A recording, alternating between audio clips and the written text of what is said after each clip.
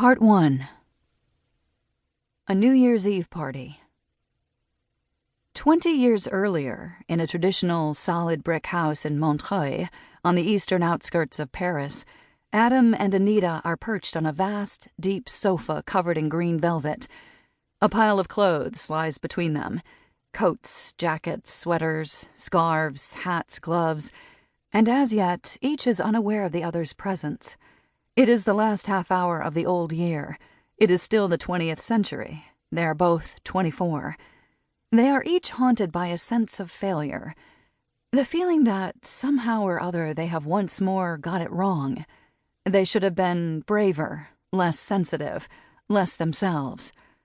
Later on, when people ask them how they met, they will reply in unison, "It was all thanks to a green sofa." But not so fast. Before he ended up on the sofa, Adam had been in the dining room, converted into a dance floor and bar, where the only drink was a highly alcoholic punch. It was his first New Year's Eve in Paris. Until now, he had always gone home for the holidays, returning to his life as woodcutter, cabinet maker, painter, surfer, marathon runner, only son. Every year he would be amazed by the ease, the pleasure, and the relief with which he reverted to being that Adam, a rugged, energetic young man who smelled of timber and salt, and was given to deep breathing and outbursts of hearty laughter. He would also have the feeling he still cannot find words to express, a mixture of enthusiasm and relief welling up once the first pine trees have been spotted beside the Route Nationale. The tops of the trees silhouetted against the dusk sky, the russet color the ferns turn to in winter, the pounding of the waves that he hears before seeing the sea. Every year, it is true, he was bracing himself to experience the feelings that seemed to be common to all of his new friends, that boredom with home life, that distaste for the provinces, that contempt for the countryside.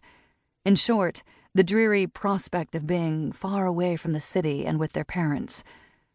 But on the threshold of the wooden house his father had built with his own hands, his whole being would be overcome by a soft, warm sensation, in which he felt happy, at ease, safe. Adam liked being at home. He liked his father's company. He went running in the forest with his friend Imran, a marathon runner like himself. He swam and surfed. He painted. Adam liked the simplicity of what it was to be a man down there. Sometimes he felt ashamed as well.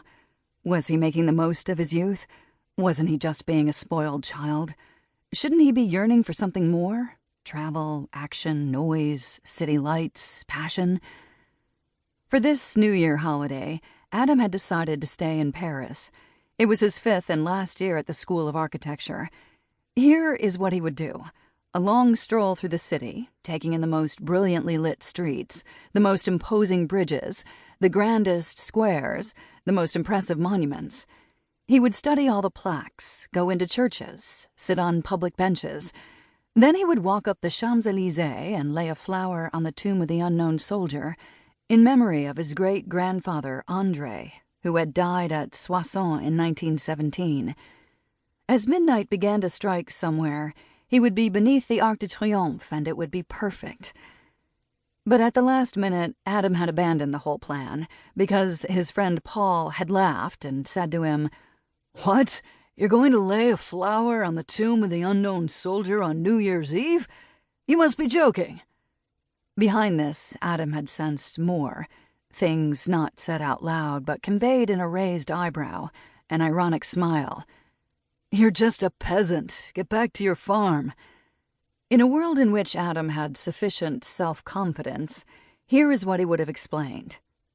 André, a poilu, a French soldier killed in fighting at Soissons in 1917, the father of Maurice, a resistance fighter, killed in a bombing raid in Bordeaux in 1944, the father of André, pine tree tapper and woodcutter, born in 1940 in Hossegor in the Basque country, the father of Adam.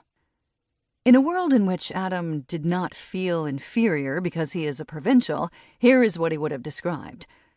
Evenings in the wooden house where the talk is of those heroes, André, who died in the mud, and Maurice, killed at Bordeaux.